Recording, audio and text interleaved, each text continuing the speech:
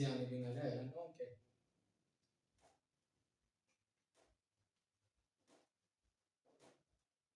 Amen.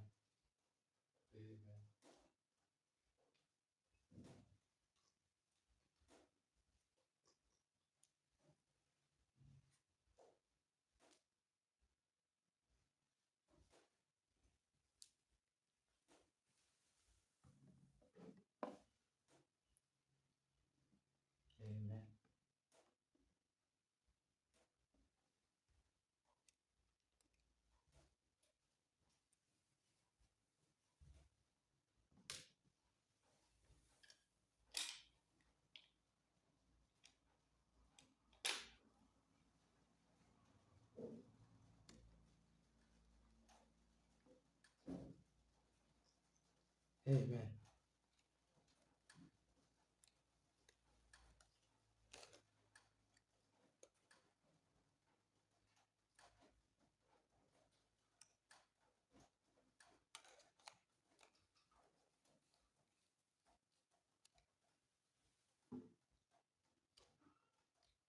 Amen. Amen.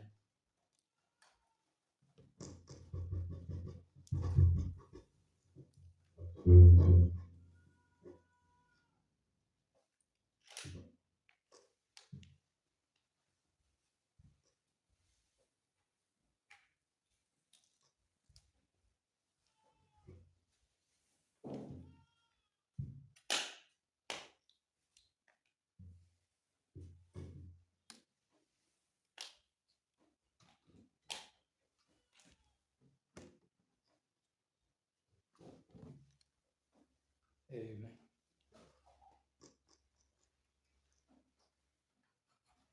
Amen. Amen.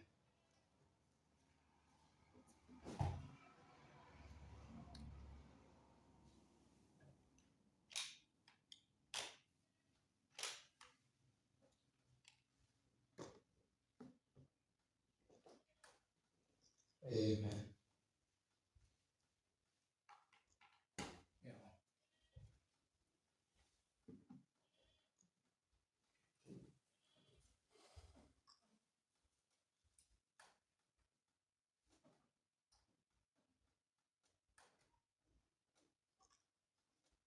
Siyanibingelela nonke balaleli nani babukeli egameni likaJesu Kristu oyinkosi nomsindisi ezimpilweni zethu. Izwi lenkosi uJesu Kristu leli olilalela ningamanje. Siyanxusa kuzo zonke izindawo enilalele kuzo ukuba nithathe amaBhayibheli enu nilalele ivangeli lombuso wezulu lapho kushunyelwa khona ukuphenduka nokuthethelelwa kwezono nokubhabhadiswa egameni likaJesu Kristu. Kulabo abanemibuzo noma abanobufakazi noma abafisa ukubhabhadiswa egameni likaJesu Kristu ukuba baxhumane nathi kule mininingwane engizoyishiya njengamanje. Ngizoqala nge-email address ethi izwilenkosi.ujesukristu@gmail.com izwilenkosi.ujesukristu@gmail.com noma i-cellphone number noma i-WhatsApp number la ungakwazi ukuxhumana nathi khona at 066 566 9245 066 566 9245. Izijumayelo nezimfundiso ziyatholakala zonke ku-YouTube.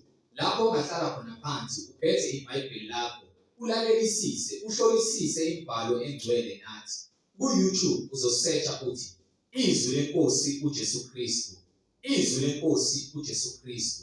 Ungakhohlwa ukusubscribe, ungakhohlwa futhi nokupressa i-notification button ukuze ngaso sonke isikhathi uzoyithola izimfundiso eziphilileyo ezisiholela eqinisweni nasebugcweleni. Ungakhohlwa nokusharisha i-link nabo bonke abantu obaziyo, ikakhulukazi labo ohlanganyela nabo kuyindawo enihlanganyela kuzo nifakazelana ukuthi uNkulunkulu udale izulu nomhlaba nokuthi uJesu Kristu yena yedwa uyinkosi nomsindisi, ukuze wonke umuntu omaziyo ahlolisise imfundiso ngokwembhalo engcwele. So ku-YouTube sharisha i-link nabo bonke abantu.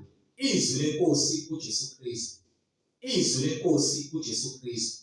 Ake sigobise amakhanda sikhuleke kuBaba wethu osemazulwini.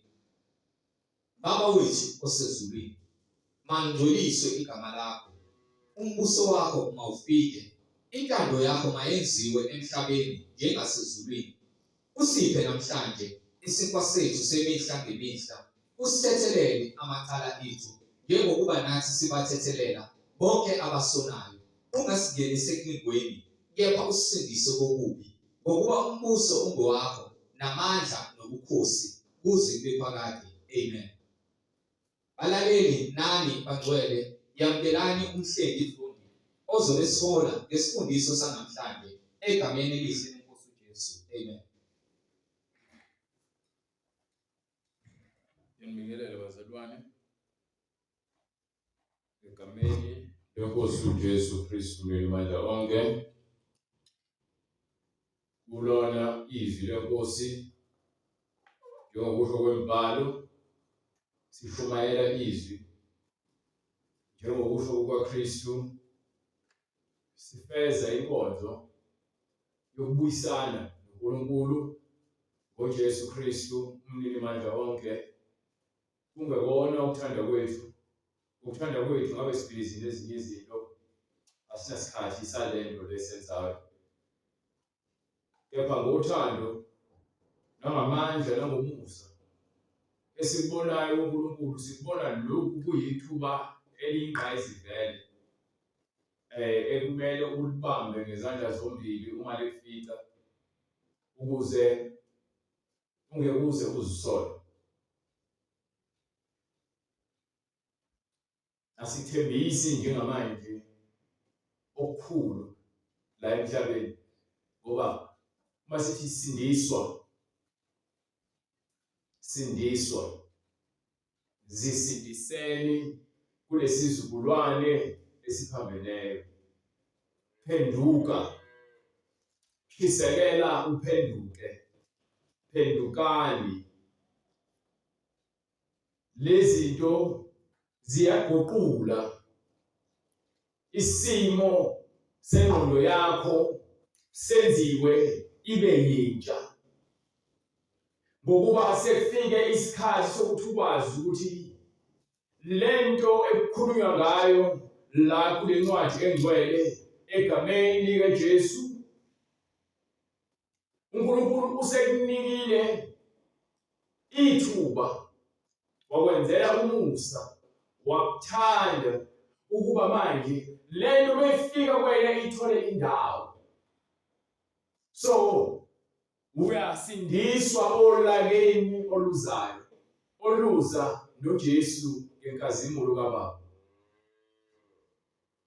Usezokhazimulisa uBaba-ke futhi njengoba mina noBaba simunye. So manje sesizobona uJesu ekhazimulisa uBaba wangempela-ke, sekubuye uNkulunkulu-ke ekhazimulisa uJesu. So uyabaleka kule nkazimulo ukuba usuyabheka uma nje iBhayibheli lithi ubothanda umakhelwane wakho, onginike lelo vesi lelo, bese uqede ukunginika lelo vesi, bese uphinde futhi unginike le vesi elithi-ke umakhelwane wakho elithi-ke ungaphindiseli, ungahluleli ukuze nawe ungeke wahluleke. Yabo lawo ngiyafuna-ke lawo. Bese kuba yiliphi futhi, bese kuba ile ncwadi le eruduzana eruduzana Isaya. Isaya athi Isaya akukho sikhali esibekelwe mina esiya kuphumelela. Yabo nje lezo zincwadi lezo ongivulele zona njengamanje. Khona ngizokhuluma ngale lento esengiyiqalile nje ukuba ngayikhuluma. Sesibheka ubuhle bukaNkulunkulu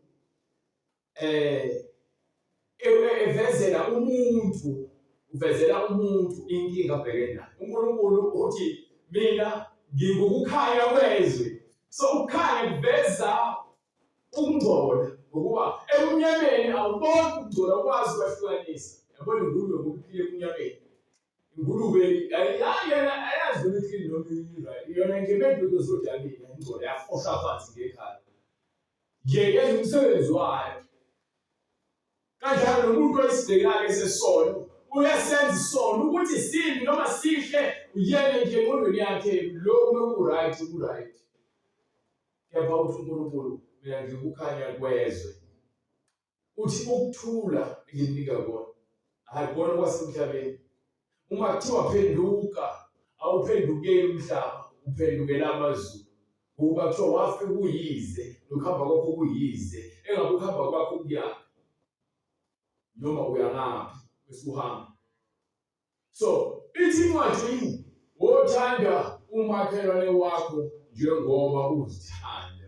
Incwadi ngokuba Mateyu isahluko sesihlanu verse 43. Nizilo kathiwa wothanda umakhelwane wakho uzonde isitha sakho.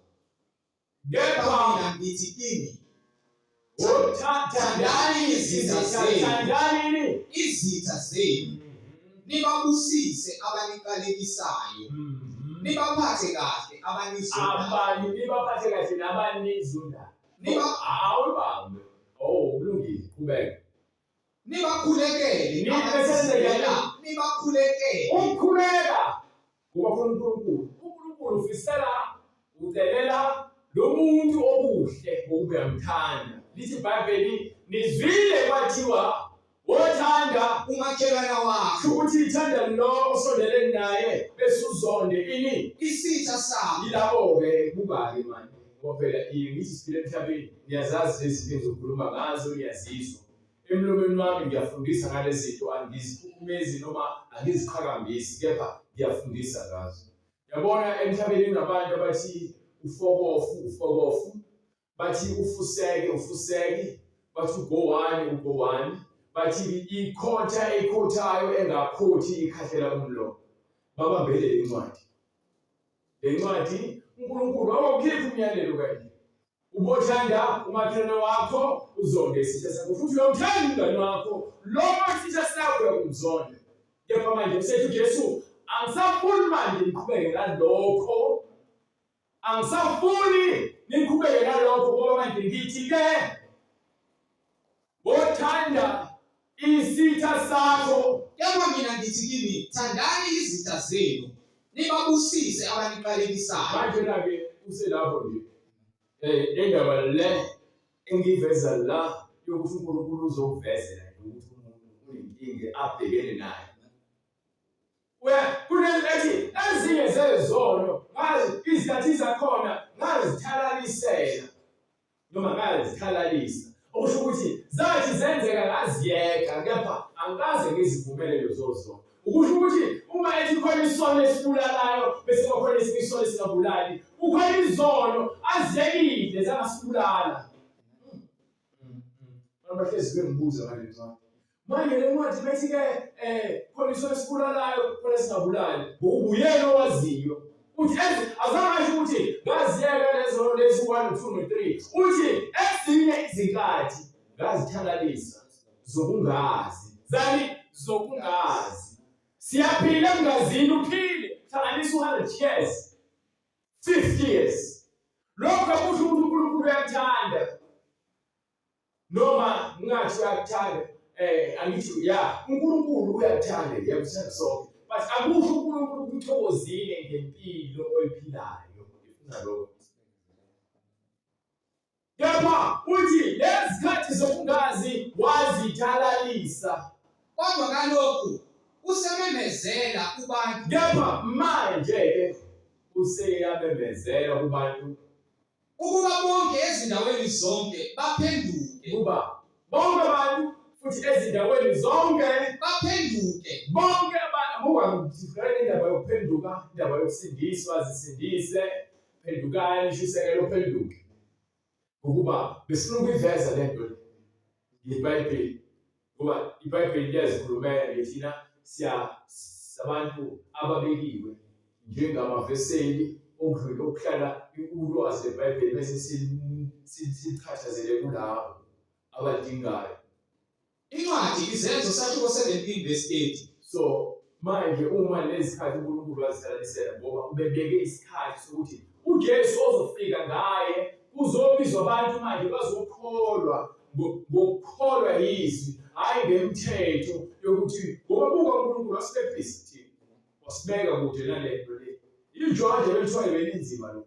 Kepha uNkulunkulu webenzela umusa ngoba wabavikela, wabathwala, wabahola, babeke endaweni bazibhedlela bona abantu. So njengoba esethi lethi uJesu nje usazovezela umuntu inkinga abhekene nayo. Ucabangeni. Usuke ezulwini uza emhlabeni ngoba usithandile waze wathumela ngendodana yakhe yona yodwa ukuba yilowo nalowo okholwa yiyo athole insindiso angatholi ukubhubha.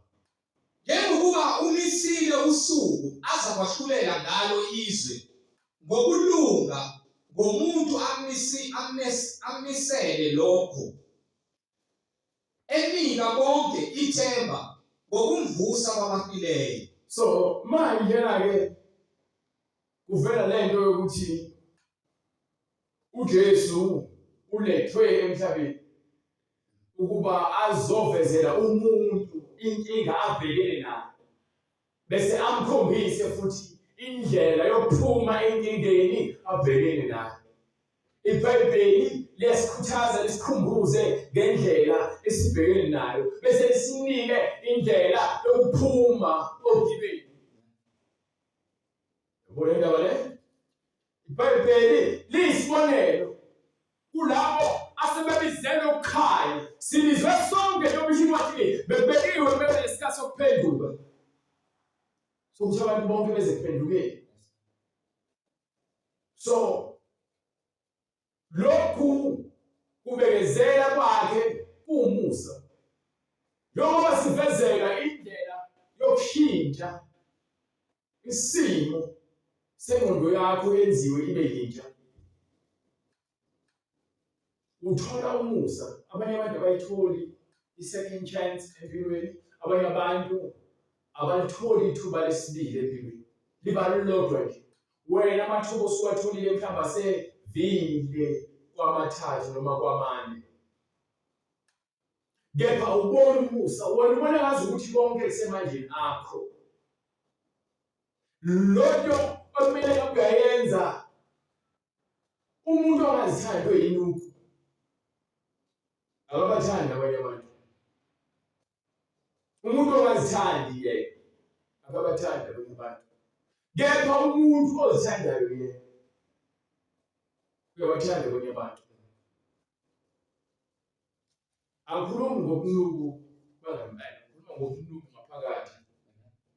Indlu iba yinhle ngaphandle, abantu bayakwazi ukuba phela izinto zabo zibe zinhle ngaphandle ngoba uma ufika ngaphakathi udabuke usaba. Ukuba yini benzela ukuthi abantu babone ngaphandle nje kurandi. Balungise ngaphandle mhlawumbe nasekishini kuphela noma ejayini noma ekamerweni nje ukunuku. Bona gcwele impukane ukukline ejayini ngokuyema emakameni ukunuku. Kunjengakho ukungcola komuntu ngaphakathi. Ngaphandle siyaswenka siyazilobisa kepha ngaphakathi kuyabheda. Kungcolile kugcwele amagobolondo ezipoki ezinezimpethu ezinuka ezizifihlile. So sizovezelwa inkinga esibhekene nayo njengoba uJesu ke thanda umakhelwane wakho njengoba uzithanda. Thandani izitha zenu futhi njengoba lani nizithanda. Bese futhi niyazikhulekisa noma nizikhulekele ukuze nibaphathe kahle futhi ngaphezulu kwalokho. Manje nayo inkonzo uJesu athi kuyasiyenze. Athi thandani izitha zenu. Yabona nje lento yokubizwa uzohlangana nomuntu ongafuna ukukhuluma naye. Ngenkani kuthiwa ngizokhuluma-ke namhlanje. Nivalele. Hlale niqumbelane. Uyozuza omunye lethi esezibuzisa into ethize. Bohle umyane, umoya wemphakamo. Umoya wemphakamo uyakwazi ukuthi abantu uthole ukuthi uyafuna ukuthi axolise noma axolelwe. Noma axolele. Kepha umoya wemphakamo uvimba ukuthi ayifike kuze yena phela.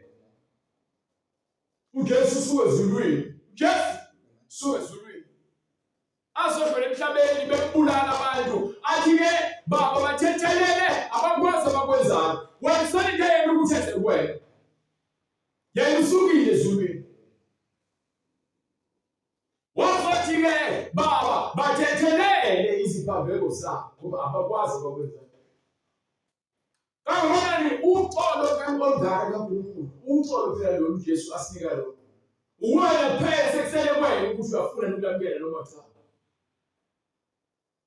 ngokuba uma uhambe umuntu uyomxolela ebonile asakhuluma ngokuxolisa ngokuba usuke sowuphoqa ukuthi uyoxolisa kepha ukuyomxolela ngokuba uma wena uthi usafuna ukuyoxolisa bese uyasaba noma ungafuni ngoba ugcina imali ukuphoqa ukuthi uxolise uyazibazisa kepha bekumele wena uzwa phakathi nomuntu lo uhambe nenhliziyo nomoya ongalungile ebesizwa nawo okuningi kepha angeke ngimtshele ukuthi ngiyamxolela ngixolele njengoba nathi uJesu ke wasixolela uthi bese umxolele bese uba nokuthula wena umsindo oba ngaphakathi kuyena ngokuba akaxolanga kuphi enhliziyweni ngakho ke uphiwa ithuba lokuthi ufunde ukuthethelela isho njalo ithi incwadi yakho uMathewu sahluko 20 sahluko 5 verse 23 isho njalo uma ngingavusisi ngakho-ke xa uletha umnikelo wakho e-altare ukhumbula lapho ukuthi umfowenu unamagugu nawe shiya lapho umnikelo wakho phambi kwe-altare uhambe kuqala ubuyisane nomfowenu andikuba uze unikele umnikelo wakho shesha uzwane nolwa nawe shesha hamba uyisana noma inkinga nayo ngisho wayihambisa imkhuluko yakho uNkulunkulu ngamanje yabona into yokuthi akukuyisana loya muntu loya onenkinga naye kepha uzaphambi kaNkulunkulu uzokhala uhambisa imkhuleko ekubeni wena abanye abantu onabo ofuna ukuyisana nabo izibhebheli abantu ababathanda uNkulunkulu bengamazi befuna ukuthanda abantu abaseduze nabo benabo bebabona bayakhohlisa ungamthanda kanjani uNkulunkulu ongazi umbone ufuna ukuthanda umuntu ophambi kwakho ombonayo nayi indaba phela ila uthando lwakho asinqoqwe la asibuyisane hayi ngenkohliso ngoba uNkulunkulu ayazifiso yomuntu lokho kumile enhlizweni yakho ungafuni ukubhodla lokho kuzolimaza wena futhi ukuthi bese kubhodla sekuphuma lokubolo ngaphakathi kunukela abantu abaningi abangenacala ngenxa yakho ukuthi ugqume izinto ezizobola ngaphakathi kwena zandise ukufa uzothi bephuma lokufa kube yiphunga elizobonakalisa abanye abantu thandanani ngenhliziyo ngothando lokuzalwane ekwazisaneni nandulelane incwadi kwabaseRoma isahluko 12 verse 10 so lento le yokuthi thanda umakholelo wakho njengoba uzithanda ithi beqhubeka ithi ke ukuba nibe bese ithi ke lapha kwincwadi yaMathewu sahluko 7 verse 6 ninganiki izinja okungcwele ningaphonsi amaphareli enu hayo sahluko 7 verse 1 celani khona ningahluleli ukuba ningahlulelwa ningahluleli yabo nje ufuna ukujina nalokho ningahluleli ukuba ningahlulelwa okay nayi indaba yokwahlulela yabona ukwahlulela ngokweBhayibheli kusho izinto eziningi ezahlukahlukene ukwahlulela khona ukukulahla mhlambe abantu ababili iphoyisa alikwazi ukwahlulela iphoyisa umsebenzi walo ukuthatha liyovalela lo osolwayo endlele bese emva kwaloko aye enkantolo bese kuba khona abantu abazokwahlulela ngaphakathi ngoba banikwe lo msebenzi yabona indaba so okwasenkantolo lephoyisa ukwahlulela kwakhona kunjalo so okwasemhlabeni ukwahlulela kwami kuzothi mhlambe mina ngithi ngisesikhundleni sokuthi ngisize abantu abahlwempu mina ngibalahle bese ngihambe ngiyomncika kubantu abaluzile abayizigwili abazokwenza impilo yami engathi ingcono menginawo ngizosizwa kanjalo bese phambi kwaNkulunkulu lokho kuthiwa ukwahlulela kwakho akulungile ukucindezela abahlwempu, uphinde ucindezele nabantu abafelokazi nezingane ezingenawo baba. Ukwahlulela kwakho akulungile. Uvuna abantu abayizoni. Yabo nje ukuthi kuzothi ngiyakholwa bese emva kwalokho ngivune abantu abayizoni mhlawumbe ebandleni lami ngivakashelwa izigebengu ezibamba inkunzi, ababulali, mina ngithatha imali yabo ngoba ngifuna imali. Bese emva kwalokho bashintshe indlu kaNkulunkulu ibe lento abayifunayo ngoba umfundisi abancike kuyena uyisigebengu noma uthatha imali yezigebengu.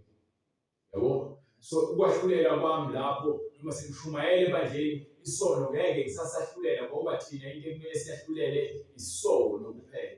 Uma-ke kuwukuthi lapho siyaxabana futhi kubona esikubangayo singabazalwane phakathi siyakwazi futhi ukwahlulelana, hhayi ngesono. Ukwahlulelana kwasenkonzweni kokuxazulula izinkinga ngoba kufuneka kube khona uzokwazi ukuthi abe nokwahlulela okuhlakaniphile. So ngiveza igama-ke lithini ukwahlulela, ngokuba ukwahlulela kusho ukuthi uyayibona into wrong uyakwazi ukwahlukanisa. Uyayibona into leyo? So ngokwale vesi-ke elithi-ke ningahluleli ukuze nani ningahluleli, futhi-ke musa ukugxeka abanye abantu balahle ukuze nawe ungeke uzugxekwe ulahlwe. Yayisho loo nto uthi ngokuba lokhu okukhomba kwabanye abantu nakubona kuyabhekwa, lokhu okukhomba phakathi kwabanye abantu. Yayisho loo nto leyo? Ngakho awunakuzambulela wena muntu noma ungubani owahlulelayo, ngokuba ngalokho owahlulela ngakho omunye uzilaga wena, ngokuba wena owahlulelayo uyakwenza khona lokho nawe. So yabona-ke bethiwa kushunyelwa ngothando. Uthando yilokho okushiwo uNkulunkulu, hhayi okufunwa yimina. Ngokuba sishumayela izwi lakhe ngithi uthando akusho ukuthi ngizofika kuwena ngikuncenge, cha. Mina ngizofike ngikutshele ngale ndlela engambulelwa ngayo lokhu kubhalwe phansi. Bese ngithi phuma kumina ngokuba mina ngilongithumileyo okuwena okumele uzahlulele wena phakathi kwakho naye ukuthi wena ufanele ukuyakalapho. Uyazahlulela ngoba nje ongafuni uJesu usezahlulela ukuthi akafanele ukuphila. Hhayi ongafuni umhlengi, ongafuni uJesu usezilahlile yena ukuthi akafanele ukuphila. Njengoba uJesu sithi-ke weza ukusifezela inkinga esibhekene nayo. Sinenkinga edlulile eserious kaSathane yokungezo, yokuzikhohlisa, yomona nenzondo, ubufebe, ukuphinga, ukuthakatha, ukukhonza izithixo, ukutabane, ukudakwa, inzondo. Lezo zinto inkinga esibhekene nayo. Ufike uzoyinqoba lokho inkinga uSathane, uJesu uSathane esejabulile ethi ukulehliwe ngoJesu.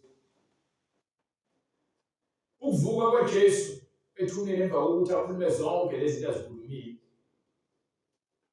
Ibona okunika amandla le ncwadi esifundayo ukuthi khona amandla egazini likaJesu, khona amandla ekuphileni kwaJesu okwaphakade namazwi akhe ehle nawo usuke ezulwini.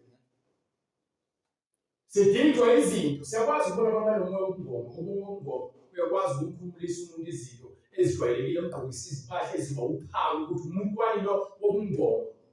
Siyakwazi ukubona abantu ukuthi lo uSayoni lesi waseMaromini. Kepha wasezulwini akabonakali ngaphandle, waziwa kamoya ngokuba utholo lwakhe lwasezulwini.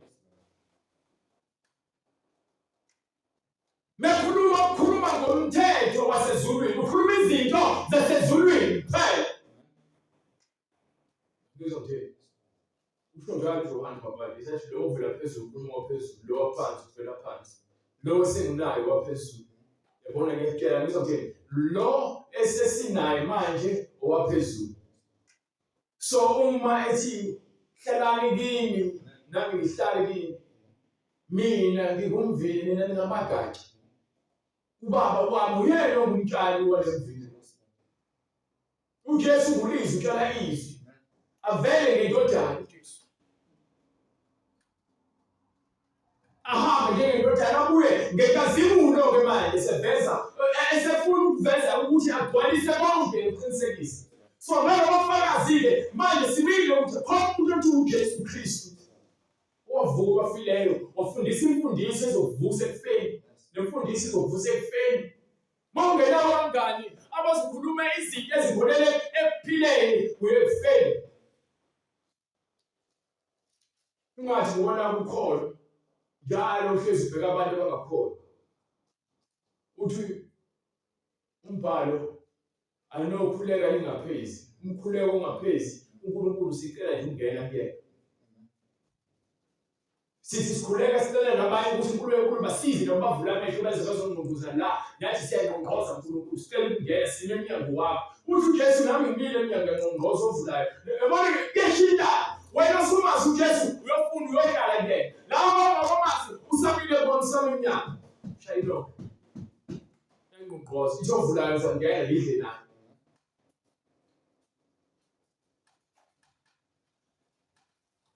Uthi ungamlahle omunye umuntu, ungamlahle. Libhebhe belithi-ke ngehlisa sakho siphakele ukudla masilambile noma usamanzi masikhangile. Ukuba ngokwenza njalo ufana nomuntu oshaya amalahle wafumbela ikhanda laso. Ngokuba le nto emshisayo ngaphakathi yenzondo isala kuyena ishisa yena. Ningabi nacala lani nakubani kuphela elokuthandana. Icala elikumele nje njengamanje elokuthi uthando kube njalo uthando lwabantu bakho. Ngokuba othanda omunye ugcwalisile umthetho. Ayibambe lapho. Sikhuluma ngokuthanda umakhelwane wakho njengoba uzithanda. Bese umakhelwane wakho ungamlahli ngokuba nawe uzakulahla. Ungabahluleli ngoba nawe uzakwahlulela. Ubhekelani ucezwana olusesweni lokowenu. Uphinde ubhekana ney'nkinga zabanye abantu, izinkinga zabo. Buka.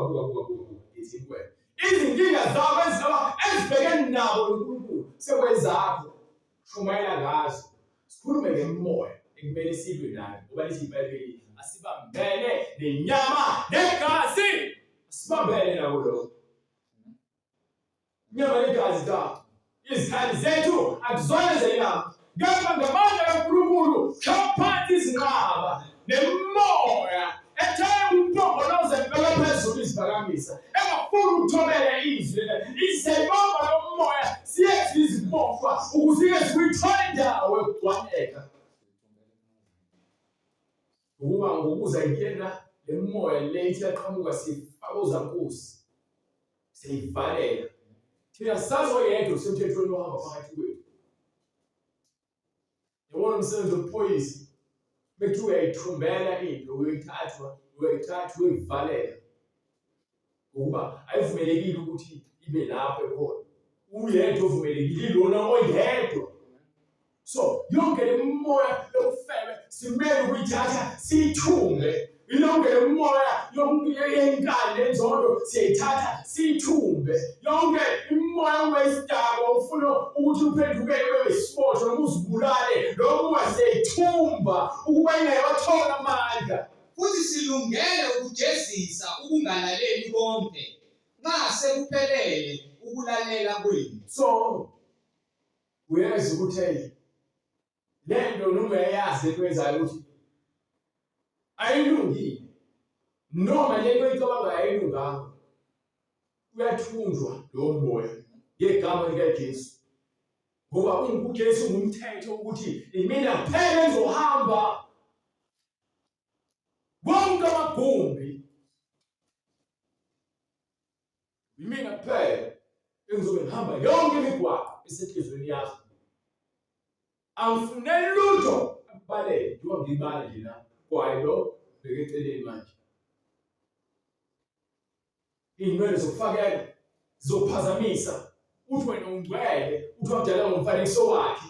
Izinto zokufakela zizophazamisa eminye imoya lekumele ibophele ngale. Utshele ukuthi ngegama likaJesu Kristu ngimuhle. Ngumfanekiso kaNkulunkulu. Nguludumo lwendoda uNkulunkulu ayidala ngomfanekiso wakhe. Ngizongena. Emva lokho uthi nje ngegama likaJesu Kristu ngimushamoyeni ngimusha kwesakhiwo ngenelisekile. Angidingi amazinyo okufakelwa. Angidingi ukupenda izipho zami. Angidingi ukupenda izinwele zami. Angidingi ukulala nabafazi nga-4 nga-3 ukuze ngizizwe ukuthi ngiyindoda.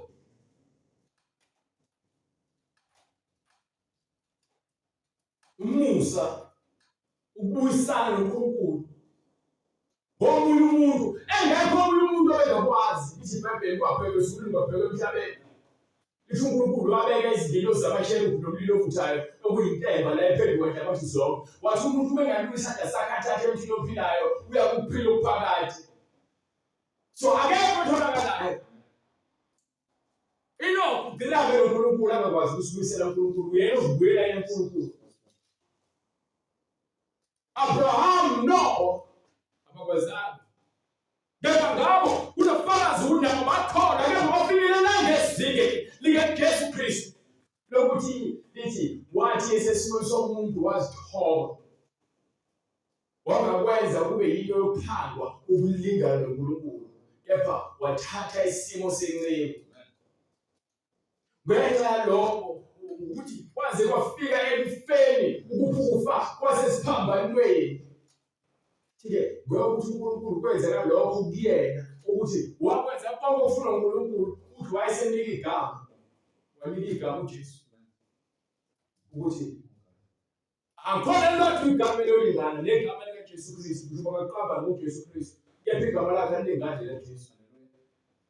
Ngoba phela sikhuluma ngombuso wabusi inkosi yamakhosi owaziwa emhlabeni owaziwa ezulwini owaziwa ngaphansi komhlaba. Wena waziwa emhlabeni kuphela igama lakho laziwa lapha kaHome Affairs ezulwini laziwa. Ngakho-ke uNkulunkulu wamphakamisa kakhulu wamnika igama eliphezu kwamagama onke. Wamnika igama eliphezu kwamagama onke. Wamnika igama eliphezu kwamagama onke. Wamnika igama eliphezu kwamagama onke. Sikhuluma ngegama. Yilo sithi ingoma kunamandla egazini likaJesu. Unikwe igama lomuntu bese uJesu Kristu inkosi ngoba yena unikwe ukhosi ngokwenyama ngaphansi kwesithala sikaDavide. Glory to God. Ngoba sesulwini. Glory to God. Bathatha ukhosi ukuze kuthi ngegama likaJesu amadolo onke agubhe. Wanikwa igama abasezulwini nabasemhlabeni. Wanikwa igama elingaphezu kwamagama onke ukuthi ngabe yini esezulwini ngabe yini esemhlabeni nawo ngaphansi komhlaba kumele agubhe. Nezimbibi zonke yonke umuntu ololima emhlabeni zivume ngokuthi uJesu Kristu uyinkosi kube inkazimulo kaNkulunkulu. uJesu Kristu uyinkosi. Ezulwini lithi ujela ngindedwa akekho omunye uNkulunkulu. Akekho siduze kwakho. Manje sizoba namakhosi amabili ezulwini ngabe umsana lapho. Omunye nguNkulunkulu owabakhona ningababikho. Awunasiqalo awunasiphetho. Mina isiqalo mina isiphetho. Glory to God. Hallelujah. Uthola umusa ukuze uNkulunkulu. Hallelujah. Glory to Jesus. Ukumazi uNkulunkulu. Lokho okwenzakalayo nje wangibone nje ngenza into engezayo. Ufike lezingeni lamoya. Lokuzwa lokubona izinto omunye umuntu engekazazibone. Zijabulise nanguhleko lami lakamoya. Glory to God. Jesus, hallelujah. Indlela yaNkulunkulu engibonga ngayo angithila ngayo kamoya songiyakaziswa injabulo engizwayo uma uNkulunkulu engambulela lezi zinto lezi ngoba azibonakali ndombani. Glory to God. Uthi-ke kulabo bayabona nje bese impumputhe bese uthi labo impumputhe bavula amehlo. Ningofakazi bami usho uJehova nenceku yami engiyikhethileyo ukuba nazi ningethembe niqonde ukuthi nginguye ngaphandle kwami. Ngaphandle kwami akwenziwanga. Uthi kunofakazi niyamazi mhlawumbe yamazi uNkulunkulu wenu yamazi uJesu wenu yamazi uNkulunkulu wenu uthi akanayo umuntu ukuthi nginguye Nginguye. ngaphandle kwami akwenziwanga uNkulunkulu. Uhambe lapho uJesu ukuthi wenziwe wena wayenkosi enzima. Ngitshele phela. Ngifuna ungitshele ukuthi uJesu waba inkosi eyenziwe yini noma lithi iBhayibheli izwi labanjani senyameni. Lolo nje kodwa abantu abayi-understand. Ukuthi izwi leli likhona bese belikani wayekhona ulizwi ukuthi izwi selenza inyama izohlala kuyona manje lezi imisebenzi yekalizwi. Inyama lena yakhiwe akakhiwanga inkosi yasezulwini, no, kwakhiwe inkosi kwakhelwe inkosi yasele inkosi le eyakhelwe yeze ubukhosi bayo igama layo eliphezulu kwamagama onke ukuba egameni lale gama leli elizongena kulo mzimba leli libe lilo gama elizosindisa abantu. Ngokuba sizalelwe umntwana siphiwa indodana, Sizalelwe umntwana siphiwa indodana. Umbuso uyakuba semahlombe akhe. Umbuso uyakuba semahlombe akhe. Umbuso wakhulunywa ukuthi uyocindezela. Uyena ophethe amandla umbuso.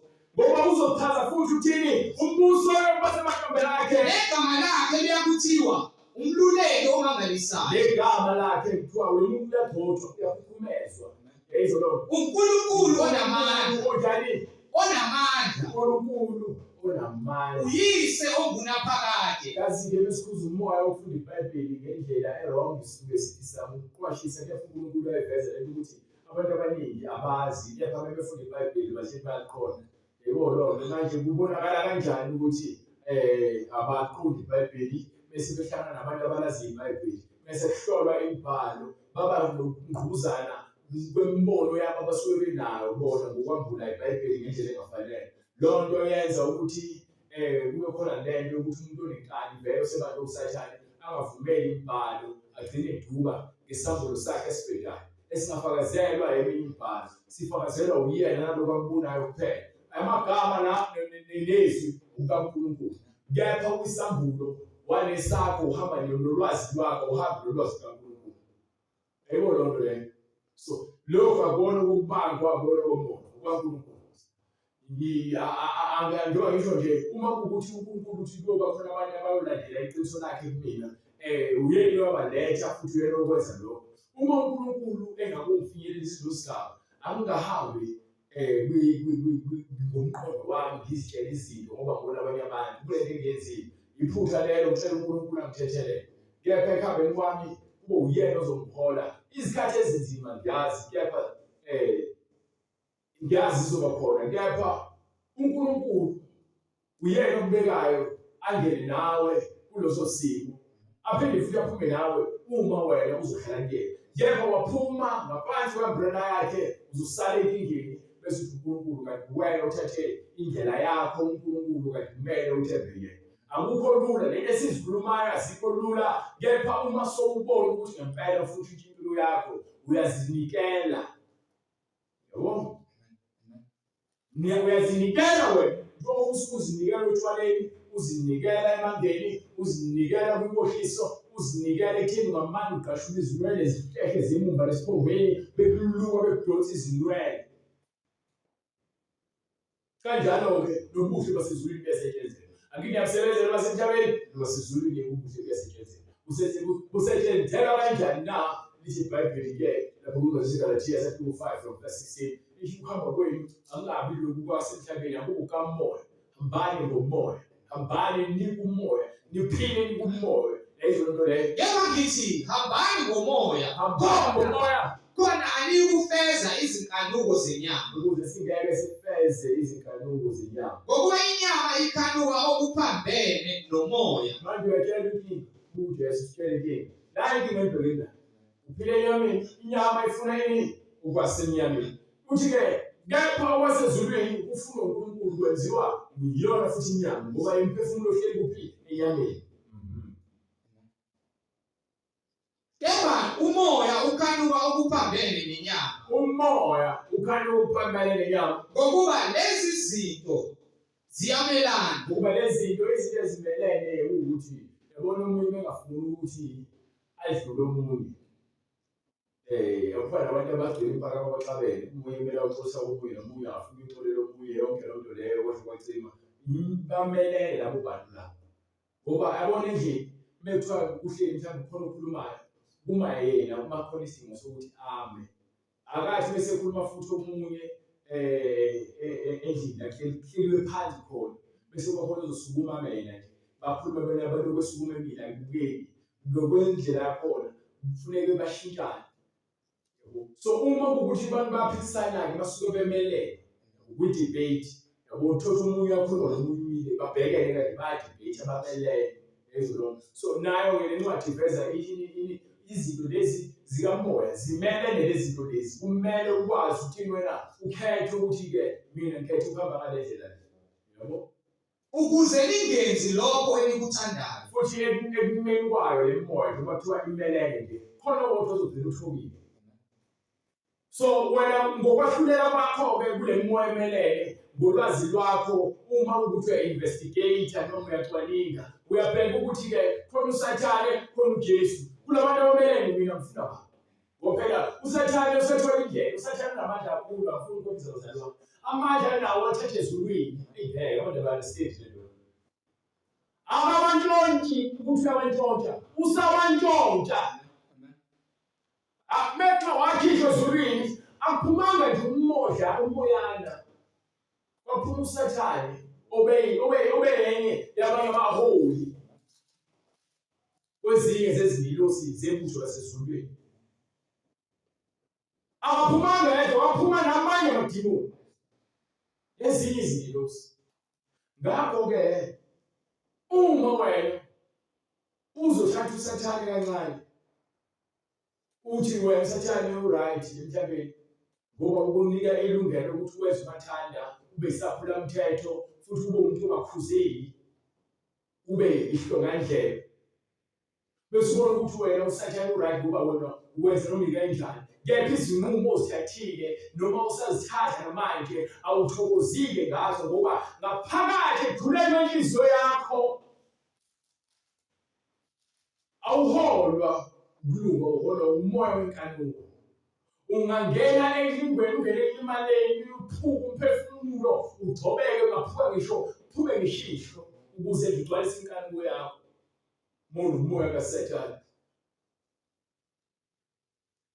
Yayizwa loo nto le. So le moya evezwayo emelele wenza kanjani ukuthi ufuna ukuhamba nami umoya ngokuba ngiyazi ukuthi kimi kungukuthi enyameni yami akuhlali okuhle ngokuba intando ikhona kimi kodwa ukwenza okuhle akukho ngokuba okuhle engithandayo angikwenzi kodwa okubi engingakuthandiyo lokho ngiyakwenza. Ithi ngenxa uhlupheke nginake enyameni yami le uJesu angivezela kunenkinga nasi sifazulu manje wena ukhethayo kwethu ukuzilwela amandla akaphelile monemali awudlule enkantolo ukhokha uze kuphela imali ungene esibulekini monemali ucathi uphila mhlawumbe isikhathi eside ngoba unemali iyophelela esibhedlela sokugula iyophelela emaseleni ifa leziwula nje abahlakaniphile sihlakaniphe sisaphila kepha ubula wethu kuvele kugcineni.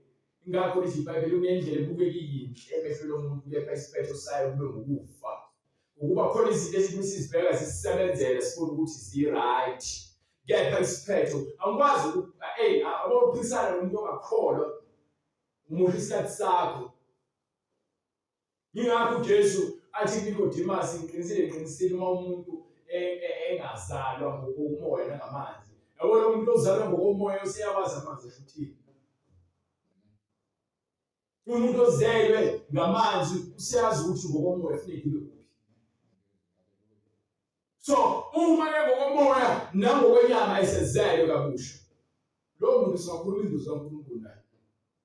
Kepha uzokhuluma kanjani izinto zikaNkulunkulu nabantu abangazelwe kabusha siphikisane nabo? Kanti uJesu uphikisana noSathane yini? Ngikutshela njani? Noma ngisho izinceku zikaSathane amadimoni uma ezigama likaJesu kuthiwa I have a message. Yebo ukuhlakanipha sikukhuluma phakathi kwabapheleleyo. Ukuhlakanipha kambe okungesiko okwalesi sikhathi. Into esikhuluma ngayo akuyona yalesikhathi lesi noma lokuphila esiphila emhlabeni. Akuyona yala thina sibolekiwe yona ukuba siphathe siyazi ukuba bese phelile ngathi nalemhlabeni ngeke isaba nomsebenzi. Isibuyele kubeni ile empilo khona sibolekiwe, ukuphila sibolekiwe, yonke into sibolekiwe. Ikhona le mali nayo uyibolekiwe. Ingane zakho lezonazo uzibolekiwe. Ubolekiwe. Lo isho God let ihamba ifike ikhombisa umuntu ukuthi uNkulunkulu akadlali nezingane. Kodwa sikhuluma ukuhlakanipha uNkulunkulu. Mina uNkulunkulu akanaso isikhathi sama-jokes. Isikhathi sokuncokola akanaso. Manje ke ngikwazi ukumthatha ngimbeke ezingeni lami. Usezingeni lakhe le ngaboni khona. Usemandleni akhe le kumele ngithobe khona. Ngiphelelisiwe ngakho konke na? Cha. Ngiyazikhaga yini? Cha. Kumnandi yini? Cha. Nginawo ukuthula? Cha. Kubuhlungu yini? Yebo. Usuku ngisaphinda. Inyama yami yangilwisa. Usathane ungimele. Ufuna ngenze lezi zinto lezi engazifuni. Le ngifunayo ngithandayo angikwazi ukuyenza ngenxa yenyama yami. Manje yini umsebenzi wami? Ukhala enkosini ngalobe nginaka abantu ukuthi benzani kwekungisize ngalutho. Mina ngiyadinga ukuthi ngihlanjululwe, ngiyadinga ukuthi mina ngilashwe ngilondwe, ngiyadinga ukuthi mina ngihlale nginakekelwe, ngisedingeni ngifuna uNkulunkulu. Angisafuni izinto eziningi. Lokho nesikhathi sokungizonda anginayinkinga. Angaqhubeka ngizonda uNkulunkulu ngisize. Wedlula uphendule umuntu uthi uyamsiza uyamshikisa athuke uyamdlula umuntu isitakhiwe uyampushisa. Uzwile ukuthi uthe abakhuluma kabi uyambingelela. Siyaqala uyanqoba manje. Lenkinga obhekene nayo usenkingeni. Kancane kancane uyafunda. Bayakucasula. Ngoba manje wena usuzele kabusha ngomoya nangamanzi. Sekuyaqala manje so uyabona ukuthi uNkulunkulu lo ongibekile ukuthi ngihambe le ndlela. Ngalesikhathi labantu benza lezi zinto kumina uNkulunkulu akasho ukuthi uzophindisela kabi kubona. Uthe impindiselo ngeyakhe. Uthi uNkulunkulu akasho ukuthi uma abantu benza kabi thina uzobaphindisela kabi. Kepha uyasiqinisa thina bese kubona sibe ubufakazi ukuthi siyamazi. Nathi ngifuna ngoba sibona uNkulunkulu yena. So uyabona manje sekona izinguquko ezenzakalayo ngokuhamba kwakho ebuhlungwini kepha ubambelele uNkulunkulu ekhombisa amandla akhe bese kumisa igcine. Ukwesaba sinakho siyafuna ukuthi sipheleliswe. Imoya ibuya njalo izovuselela ukuthi phela khumbula ukuthi wena ubuphendle njani. Mina ngisakhumbula nophendle. Sekusele nje izinsilana lapha nalaphaya esevele nje ukuthi wena ubunje wena. Ngisalwa ingubo yami ingcolile. Usayisebenza uJesu. Ngifanele ukuzikhumeza ngizibonge. Cha. Nkosi ngisize. Ngiyacela ulungise indlela yami. Ekholweni uthi uJesu wayekhulumile kahle ngayo Isaya umprofeti wathi lesizwe sisondela kumina ngemlomo yaso bese singikhulume kahle ngezindebe zazo kepha inhliziyo zabo zikude nami. Yabo lo mazwi ayakushaya. Umuntu kasindisa umuntu ayiza umuntu ameni yamshaya lenhliziyweni ngoba amazwi kaNkulunkulu isambula ungikile. Kepha mina ngiyashota. Yebo uthini incwadi? Kodwa bangikhonza ngeze. Yebo uthini incwadi? Nayindaba bangisondela kimi ngemilomo yabo bese bekhuluma kahle ngani ngezindebe zabo, kepha izinhliziyo zabo zikude nami. Manje nami lona kuyangishaya. Kuyangishaya lokho ukuthi awu wazoshumela kahle umfana. Kepha manje inhliziyo yakhe ikude. Kepha uzobona ngomlomo. Uthi njengoba benza kumina ngezindebe zabo, iy'nhliziyo zabo azikho kumina. Ngisho wakhuluma kahle ngoNkulunkulu, kepha inhliziyo yakho uma ingekho kuyena akathokozile ngaleso senzo. Ngakho-ke uthi shisekela uphenduke, shisekela ukuphenduka ngoba unothando lokuqala.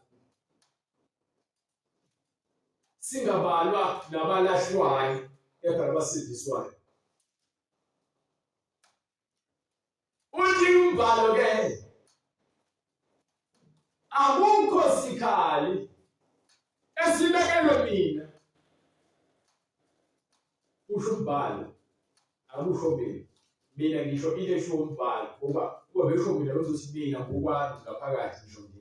Njengamanje ngisasho ngokombhalo, ngizokutshela ukuthi ingane ngisho ngokombhalo. Umbhalo ukhuluma izwi likaNkulunkulu elanikwe umprofethi u-Isaya.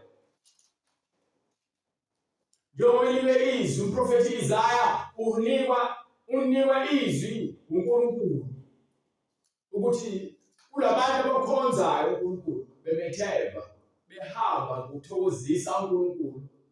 Noma ngabe uliphi ugile engabekwa uSathane endleleni. Uyakuthi ukhuluma ngoNkulunkulu nomuntu noSathane okholwayo. Kepha umuntu ongakholwa uyakwazi ukuthatha lento angayisebenzisi kuSathane ayisebenzise komunye umuntu. Ngakho ngithi ngifuna-ke ngiqondisise ukuthi akusho ukuthi mina ngithi. Lithi iBhayibheli akukho sikhali esibekelwe wena. Lowo ncwadi lapha uncwadi 54 nombe 60 wa-Isaya. Sahluko 6 lapho. Njengoba 55 or 50 lapho uzobheka. Njengoba isho ithi akukho sikhali esibekelwe mina esiyakuphumelela. Kunezimo esibhekana nazo esidlula kuzona ezidinga ukuthi ngokholo lwethu uNkulunkulu singagcinanga siphelele kulezo zimo esibhekane nazo, kepha sikwazi ukunqoba ngenxa yokuthi besihamba nendoda yini yona ethi-ke kulona yonke inkinga obhekene nayo mina ngiyisixazululo sakho kukhona konke emhlabeni. Incwadi u-Isaya isahluko 54 verse 17. Asikho isikhali esenzelwe wena esiyakuphumelela, nalo lonke ulimi oluvulekelayo olukuvukelayo luyakwahlulelwa. Lokhu kuyifa lezinceku zikaJehova. Yayibona into kene ifa labani lezinceku zikaJehova. Awukwazi ukukhomba uvela uyona wena uyazi, kepha besikhuluma ngokweBhayibheli sahlulela nangokwebhayibheli uyazazi awuyona inceku. Usungabaseleka-ke ushisekele uhambe umbamba isihlahla lapha ucele ukuthi siduduzane. Kepha ngigcine iqiniso laNkulunkulu ngeke sifihle ngenxa yokuthi sisabantu bagxobeke enhliziyweni ngoba nakho befuna ukuhlala ezulwini zabo befana namaqanda bangafuni ukuqhamisela ngoba bayazi baqhamisela isono. Ney'nkukhu ezifukabela amaqanda bezinyoni ezifukabela amaqanda ezisazi ukuthi vele zizofukabela nje into epholile. Nokulunga kwazo okuvela kimi kusho uJehova. So manje uma sihamba ngokumethemba uNkulunkulu sinikwe ukhiye. Ngiyakukunika izahlulelo zokuthi ukwazi ukungena ezulwini nokuthi okubophayo emhlabeni kuboshwe ezulwini nokukhululayo emhlabeni kukhululwe ezulwini. Lawo mazwi lawo anikwa uPetru nabanye abapostoli belalela. Ngakho-ke uthi-ke amasango esihogo angeke aphumelele. Amasango esihogo angeke aphumelele ukuba usunikiwe izahluthulelo zombuso wasezulwini. Ngakho-ke uma kuthiwa akukho sikhali esibeke ukhuluma nabazalwane abaphila ngezwi ezilonto le abantu abasebenzisa izwi ukuze bagembulale ngalo izwi befuna ukugengcana belekisana ngezwi behlelelana bejabulana ney'mpama ngezwi qhuma incindi uyashawana ngobhitha abanye baklinyeke abanye bayasuza manje ubuhlungu kuhamba umoya ngenxa yokuthi angeke yimpi abantu babangumsangane ngoba into ongenayo ungayiboni awunayo izwi uma ukuthi uyalibanga kulona lakho alibanga izwi uma ukuthi unomona kulona lakho izwi Jesu Kristu yenkosi sebekuzwa bonke base behlabeka ezinhliziyweni bathi kuPetru nakwabanye abapostoli, madoda abazalwane siyakwenze njani na? wayethi uPetru Phendukani yilowo nalowo abhabhathizwe engaphenduka azale kabusha ngomoya nangamanzi yange ubone umbuso kaNkulunkulu kusho uJesu. Bese aphinde futhi uPetru akuveze lokho athi-ke manje phendukani yilowo nalowo abhabhathiswe egameni likaJesu Kristu kukho ukuthatheleka okwakubeliswe isiphiwo sikamoya oyingcwele ngoba isithembiso ngesenu esabantwana bethu esabo bonke abakubo bonke inkosi uNkulunkulu wethu yababiza wafakaza nangamanye amazwi amaningi wabayala wathi, manje isikhathi-ke sokuthi wenze lento ekuthiwa ukusindisa umphefumulo wakho ukuthi usindiswe uvumele umsindisi akusindise abuse empilweni yakho isona sikhathi manje lesi.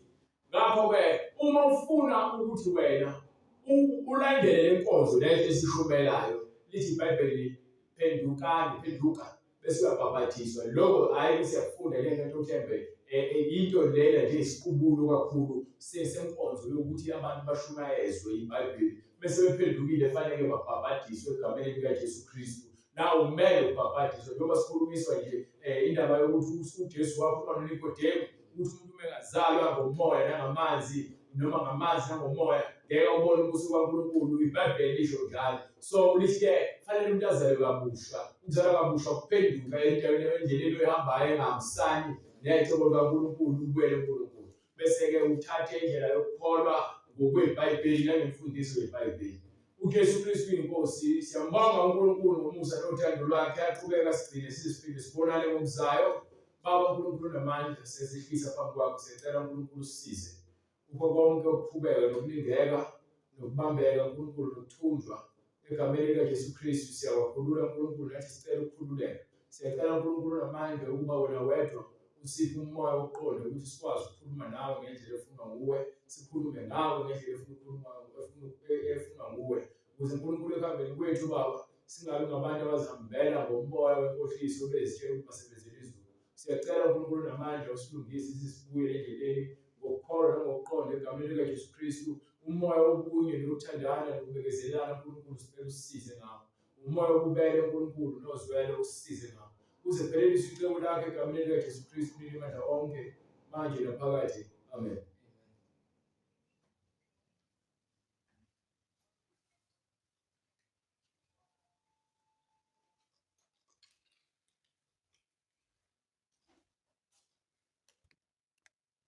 Ayifake lesingisi.